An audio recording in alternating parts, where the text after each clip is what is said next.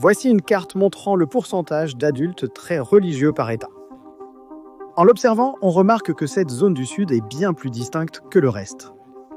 En fait, elle est tellement distincte qu'elle a même son propre nom, la ceinture biblique. Le protestantisme est très présent dans la société de la région, avec une fréquentation des églises supérieure à la moyenne nationale, toutes confessions confondues. Mais pourquoi donc ? Pourquoi cette région des États-Unis est-elle beaucoup plus religieuse que les autres ?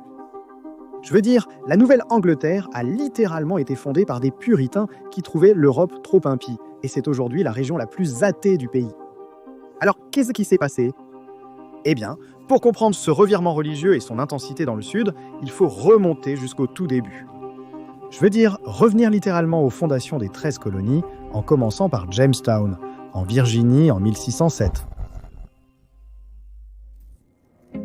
Comme pour de nombreuses puissances européennes de l'époque, les raisons économiques résumaient le mieux les motivations de la colonisation. La colonisation britannique de l'Amérique du Nord suivait le même modèle. Des gens ont été envoyés dans cette région pour y établir une colonie britannique. Étant originaire d'Angleterre, où l'église anglicane était la religion d'État officielle, la majorité des habitants de cette région étaient anglicans. Le fait est que, à cette époque, l'église d'Angleterre n'avait été séparée de l'église catholique romaine et transformée en un pays anglican protestant que depuis 1534. Et même alors, il y a eu de brèves restaurations du catholicisme, comme sous le règne de la reine Marie Ier de 1553 à 1558. Ce que j'essaie de dire, c'est que même si l'Église d'Angleterre était techniquement anglicane, elle conservait encore de nombreux éléments du catholicisme. Et c'est là que le mouvement puritain est apparu, parce qu'il s'agissait d'un groupe de personnes qui voulaient purifier l'Église de ce qu'ils considéraient comme des pratiques catholiques et mettre en place une forme de culte et de gouvernance ecclésiastique plus rigoureuse. Mais le fait est que leurs efforts et leurs convictions ont provoqué des tensions et des persécutions, les poussant à fuir le pays et à créer une société selon la manière dont ils croyaient que Dieu voulait réellement qu'elle soit conçue. Ainsi, de 1620 à 1640, il y a eu une migration puritaine vers les colonies de la Nouvelle-Angleterre en Amérique britannique, avec jusqu'à 20 000 d'entre eux faisant le voyage, principalement en famille, plutôt qu'en individus isolés, et fondant la colonie de Plymouth, qui est devenue la deuxième colonie anglaise permanente en Amérique après Jamestown. Il existait alors une division religieuse entre les puritains au nord et les anglicans au sud. Cela se reflétait dans leur mode de vie, les puritains établissant une société profondément ancrée dans leur foi, avec des codes moraux stricts et un accent sur le culte communautaire. L'influence des puritains était si profonde qu'elle imprégnait presque tous les aspects de la vie en Nouvelle-Angleterre, de la gouvernance aux routines quotidiennes. Pendant ce temps, dans le Sud, et il ne faut pas dire qu'ils n'étaient pas religieux, car ils l'étaient certainement, mais leur motivation pour la colonisation était principalement économique dès le départ, axée sur l'agriculture, le commerce et ce genre de choses. L'établissement de l'église anglicane dans ces colonies visait à reproduire les structures sociales anglaises et à maintenir la loyauté envers la couronne. Il y avait aussi un mélange d'autres confessions parmi les colons, ce qui signifie qu'il n'y avait pas une seule identité religieuse centrale qui détenait tout le pouvoir. En conséquence, la structure sociale dans les États du Sud comme la Virginie était plus hiérarchisée et moins centrée sur la religion comparée au nord puritain.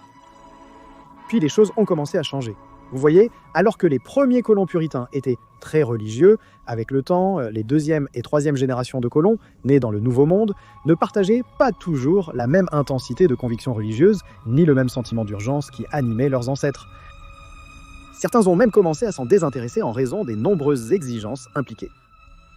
Et à mesure que la colonie se développait davantage, la prospérité économique a commencé à prendre le pas sur les questions religieuses pour beaucoup de gens. La société, autrefois unifiée religieusement, a vu avec le temps une migration de personnes d'origine et de croyances diverses, diluant l'influence des puritains et leur capacité à imposer la conformité religieuse. Ces éléments ont mené à l'essor du sécularisme en Nouvelle-Angleterre. Vous vous demandez peut-être, le Sud n'aurait-il pas aussi été affecté par cela ? Et vous auriez raison, ça a été le cas. Ironiquement, une moindre intensité religieuse a en réalité aidé à préserver le christianisme dans cette région. Voici pourquoi. Parce que le Sud était moins religieusement homogène, cela signifiait qu'avec le temps, une forme de christianisme plus liée à la vie quotidienne et moins rigide que le puritanisme s'est développée, permettant une adaptation plus flexible des pratiques religieuses aux conditions sociales changeantes. Cela a maintenu son influence, intégrant la religion du Sud à l'identité culturelle, au-delà de l'obéissance théologique. De plus, la géographie était aussi un facteur en jeu. Bien que les deux régions aient commencé avec l'agriculture comme principale activité, la géographie et le climat de la Nouvelle-Angleterre sont moins favorables à l'agriculture à grande échelle que ceux du Sud. Le sol rocheux, le terrain accidenté et la courte saison de croissance de la Nouvelle-Angleterre rendent l'agriculture à grande échelle plus difficile dans cette région. En revanche, le Sud bénéficie d'un sol plus fertile et d'une saison de croissance plus longue, propice aux grandes plantations. Cela signifiait que l'économie de la Nouvelle-Angleterre s'est diversifiée très tôt. La pêche, la construction navale, le commerce et l'agriculture étaient des activités économiques majeures. La force hydraulique des rivières de la région a été un facteur clé de sa première industrialisation. La Nouvelle-Angleterre est devenue un centre manufacturier avec l'essor rapide d'industries comme le textile et l'horlogerie dès la fin du XVIIIe siècle. La croissance industrielle a stimulé le développement urbain, les gens déménageant en ville pour travailler en usine. Donc, même si le Sud se souciait évidemment de son économie, il a pu maintenir une orientation plus agricole, ayant été initialement basée sur des cultures de rente comme le tabac, le coton et le riz, qui dépendaient fortement du travail des esclaves. Une main-d'œuvre esclave bon marché sur de vastes étendues de terres appartenant aux... Cette orientation agricole a créé une trajectoire économique très différente par rapport à l'industrialisation du Nord, la leur ayant commencé beaucoup plus tard, en particulier après la guerre de sécession. Évidemment, cela a eu un impact décisif sur la religion. La nature plus rurale et agricole d'une grande partie du Sud pendant une période plus longue a contribué à maintenir un mode de vie traditionnel centré sur la communauté, où l'Église jouait un rôle important, tandis que l'industrialisation, et donc l'urbanisation du Nord, a conduit au développement de l'éducation publique, ce qui a souvent entraîné une exposition accrue à des points de vue divers et un accent plus fort sur la laïcité. Maintenant, je me rends compte que je viens essentiellement de faire un saut dans le temps depuis le début et le développement de ces 13 colonies jusqu'à la fin de la guerre de sécession, mais c'est aussi tout ce qui s'est passé entre ces deux périodes qui a fortement contribué à rendre le sud des États-Unis beaucoup plus religieux que le nord. En bref, le Grand Réveil est une série de mouvements religieux concurrents. Comme mentionné, le sud a été touché par les mêmes éléments que le nord, mais à un degré moindre pour les motifs cités précédemment. En somme, la religion était en mauvaise posture dans les colonies. Beaucoup de cela était dû à l'essor du siècle des Lumières, un mouvement intellectuel et philosophique qui a eu lieu en Europe à partir de la fin du XVIIe siècle. Les penseurs des Lumières voulaient améliorer les conditions humaines sur Terre, plutôt que de se préoccuper de la religion et de l'au-delà. Ces penseurs mettaient en avant la raison, la science, la liberté religieuse et les droits naturels, vie, liberté et propriété. Le mouvement des Lumières a bien sûr aussi atteint les 13 colonies américaines. À cette époque, la religion devenait plus formelle et moins personnelle, entraînant une baisse de la fréquentation des églises. Les églises ne suivaient pas la croissance démographique. Les chrétiens étaient complaisants dans leur culte et certains étaient désillusionnés par la domination de la richesse et du rationalisme dans la culture. À cette époque, les colonies étaient encore profondément divisées sur le plan religieux. Les puritains au nord, les anglicans au sud, et un mélange de confessions au centre, des quakers aux luthériens, en passant par les baptistes, les presbytériens et d'autres. Tout cela a préparé le terrain pour le premier grand réveil, qui a commencé de 1730 à 1755, bien que certains situant le début dès 1720 et même la fin à 1770. En réaction à ces tendances, des ministres inspirés par le puritanisme de la Nouvelle-Angleterre, le presbytérianisme des Scots-Irlandais et le piétisme européen ont appelé à un renouveau religieux et de la piété. La fusion de ces trois traditions allait donner naissance à un protestantisme évangélique qui accordait une plus grande importance, je cite, aux saisons de réveil ou aux effusions du Saint-Esprit, ainsi qu'aux pécheurs convertis faisant personnellement l'expérience de l'amour de Dieu. Ce mouvement qui a balayé les colonies a marqué une rupture nette avec les pratiques religieuses plus réservées du passé, et il a été mis en avant par des prédicateurs passionnés comme George Whitefield et Jonathan Edwards. George Whitefield, un ministre anglais, a traversé les colonies, captivant d'immenses foules avec ses sermons puissants et émouvants. Il avait un don unique pour se lier à son public de manière profondément personnelle, les touchant souvent jusqu'aux larmes ou à l'éveil spirituel. De même, le sermon influent et marquant de Jonathan Edwards, prédicateur de Nouvelle-Angleterre, « Des pécheurs entre les mains d'un Dieu en colère », soulignait la colère divine envers les croyants après la mort, les menaçant d'un enfer réel, horrible et enflammé. La prédication d'Edwards se distinguait par des images frappantes et une livraison fervente qui touchait directement les émotions et les peurs de son public. Cette période de renouveau, marquée par une prédication charismatique, ne se limitait pas aux enseignements religieux. L'expérience émotionnelle a profondément touché les masses. De nombreuses sources de cette époque rapportent que des personnes tombaient en transe, s'effondraient au sol ou pleurèrent de façon incontrôlable.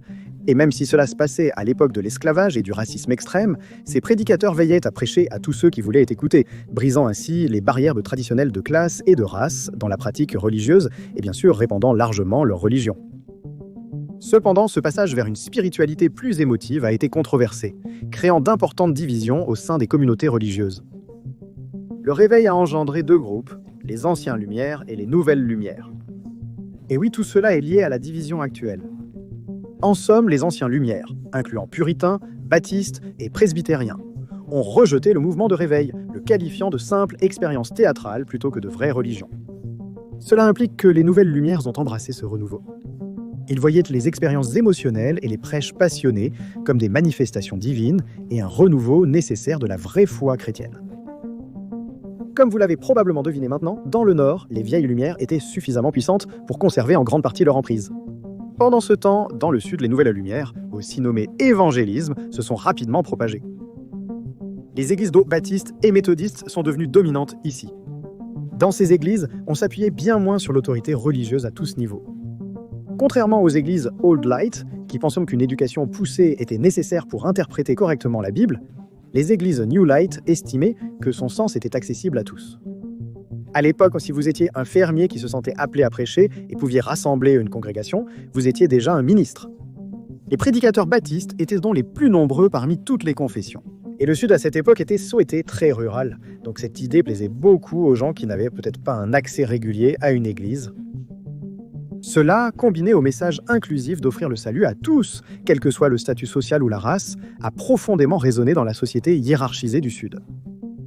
Ces confessions se sont vite développées dans le Sud, établissant une forte présence évangélique qui s'est intégrée dans la vie et l'identité des gens de diverses classes sociales. Dans le Nord, malgré le rejet du mouvement, son insistance sur l'expérience personnelle et la remise en question de l'autorité religieuse a influencé l'individualisme et l'esprit critique. Cela, combiné à l'importance accordée à l'éducation et au commerce, a progressivement mené à une société plus laïque.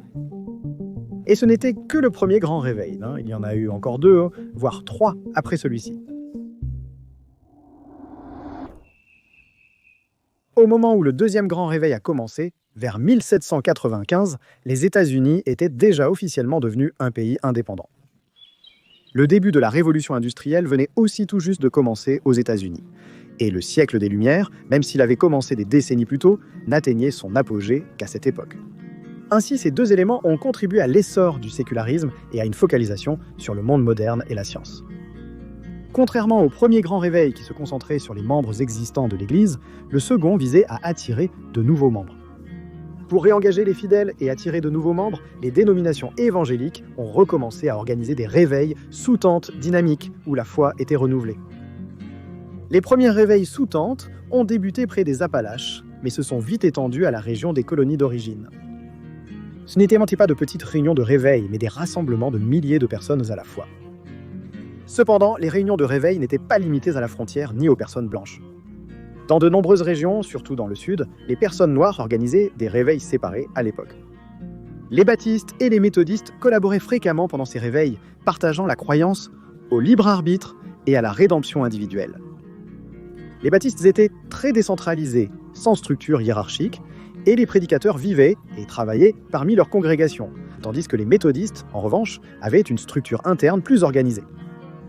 Des personnes voyagèrent à cheval, convertissant les gens à la foi méthodiste. Cela a fonctionné. Dans les années 1840, les méthodistes étaient le plus grand groupe protestant aux États-Unis. Pour mettre tous ces efforts en perspective, ils sont passés de 58 000 membres en 1790 à 258 000 en 1820, puis à 1 661 000 en 1860. Ce facteur de croissance de plus de 28 fois en 70 ans a dépassé la croissance de la population nationale, qui n'a augmenté que d'un facteur de 8 pendant la même période. Le pasteur presbytérien Charles Finney était le principal revivaliste de la région. Son changement clé a été de promouvoir des conversions de masse lors des réunions de réveil.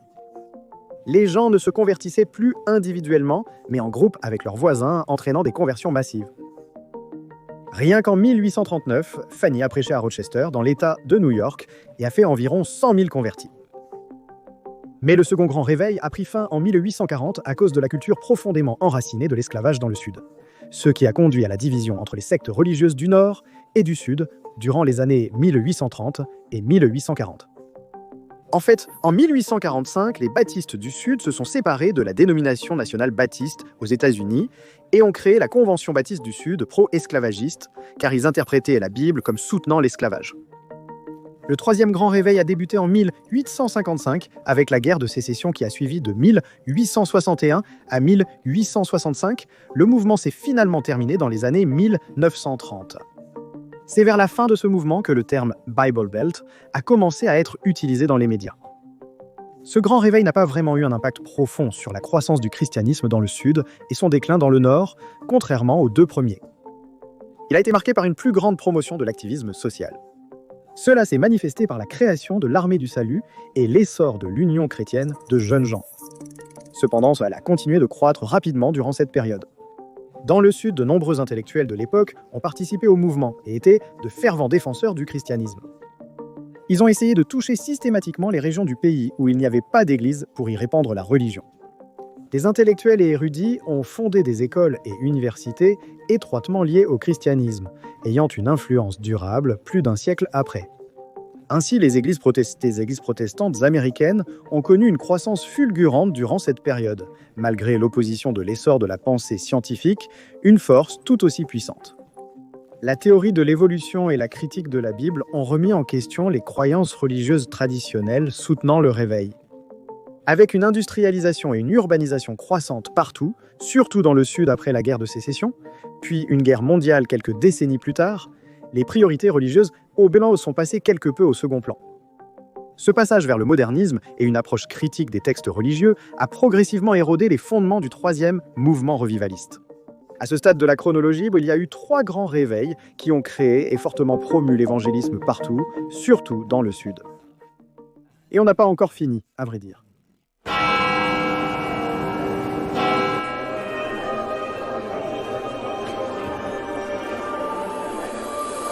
Malgré les débats parmi les historiens sur la validité du terme « quatrième grand réveil », ce mouvement a indéniablement renforcé l'image du Sud comme la région la plus religieuse des États-Unis. Débutant dans les années 1960 jusqu'en 1980, cette période a coïncidé avec l'essor de la radio et de la télévision qui, utilisées pour la diffusion religieuse et l'évangélisation, ont joué un rôle clé dans la propagation des messages religieux et la connexion entre les croyants. Ce phénomène porte même un nom, le télévangélisme. Gardez à l'esprit que l'agriculture dans le Sud est restée indépendante beaucoup plus longtemps que dans le reste du pays. Donc de petites communautés isolées ont eu accès à la radio et ont été connectées à un monde bien plus vaste. En l'espace d'une seule génération après l'arrivée de la radio rurale, on voit émerger quelqu'un comme Billy Graham, qui est aujourd'hui considéré comme l'évangéliste du XXe siècle et sans doute le lien direct entre la controversée quatrième grande réveil et l'époque actuelle. En tant que membre des baptistes du Sud, il est l'une des principales raisons de leur position actuelle de plus grande dénomination baptiste mondiale, protestante et deuxième chrétienne en Amérique. Dans la Bible Belt, les croisades évangéliques de Billy Graham ont renforcé et revitalisé la foi chrétienne évangélique. Son style de prédication dynamique et ses événements à grande échelle, centrés sur une relation personnelle avec Dieu, ont fortement résonné avec la culture religieuse locale. Ces croisades, diffusées par les médias de masse, ont touché des millions de personnes, augmentant la visibilité et l'attrait de l'évangélisation. Cet intérêt accru a jeté les bases de la croissance des grandes églises évangéliques. Les églises protestantes traditionnelles ont perdu de nombreux membres et de l'influence, tandis que les confessions religieuses conservatrices, comme les baptistes du Sud, ont connu une croissance rapide à travers les États-Unis.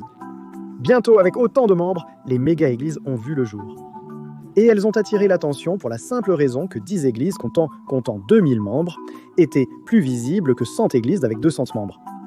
Jimmy Carter et Bill Clinton, les derniers présidents américains originaires du Sud, ont grandi dans l'église baptiste du Sud. En Alabama et au Mississippi, environ la moitié des adultes assistent à des services religieux hebdomadaires. Cela contraste fortement avec les États du Nord, comme le Maine et le Vermont, où les chiffres sont de 22% et 21%, ainsi qu'avec les États de pratiquement toutes les autres régions, comme l'Oregon à l'ouest avec 29% et le Dakota du Nord dans le Midwest avec 33%.